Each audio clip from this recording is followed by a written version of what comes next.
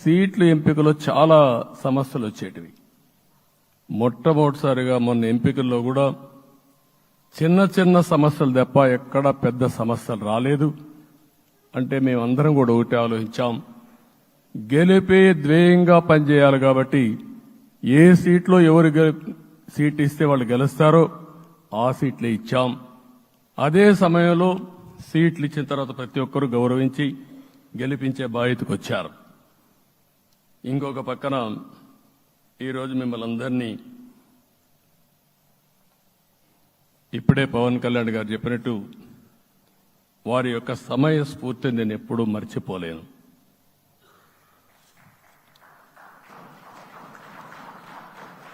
మొట్టమొదటిసారిగా నేను జైల్లో ఉన్నప్పుడు వచ్చాడు.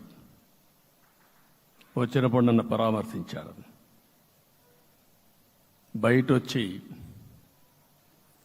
ఈ రాష్ట్రం అంత మునుపు చెప్పినా, అంత మునుపు అనేక సందర్భాల్లో ప్రభుత్వ వ్యతిరేక ఓటు చేయకూడదని చెప్పారు. కానీ నన్ను చూసి బయటికి వెళ్ళిన తర్వాత ఈరోజు తెలుగుదేశం జనసేన పొత్తు పెట్టుకుంటున్నామని చెప్పిన మొదటి వ్యక్తి పవన్ కళ్యాణ్ గారు. అప్పటికే బీజేపీతో పొత్తుంది.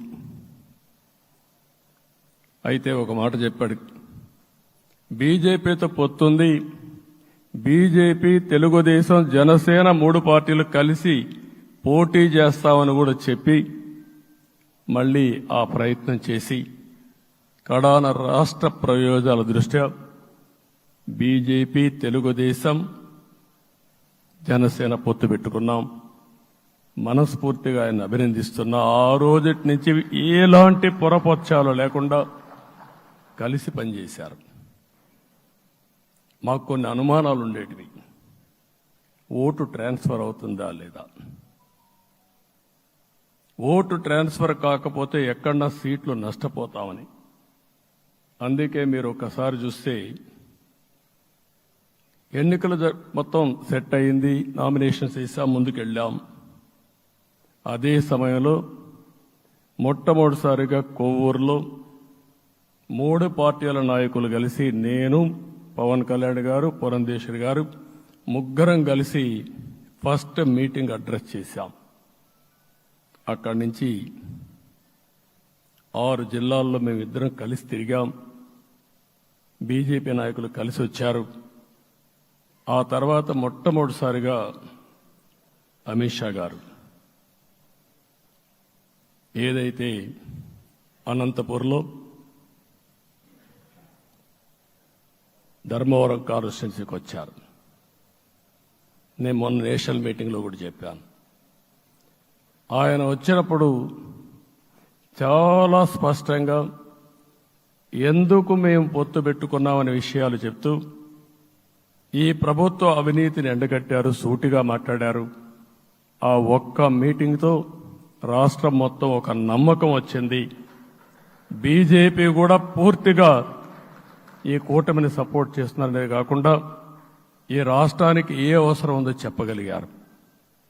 అది అయిన తర్వాత ప్రధానమంత్రి గారు వచ్చారు. మొట్టమొదటి మీటింగ్ మీరు చూస్తే ఇక్కడనే రాజమండ్రిలో పెట్టారు. రాజమండ్రిలో స్పష్టత ఇచ్చారు, దేని అనకాపల్లిలో స్పష్టత ఇచ్చారు. తర్వాత రాజంపేటలో మాట్లాడుతూ చాలా క్లియర్గా చెప్పారు.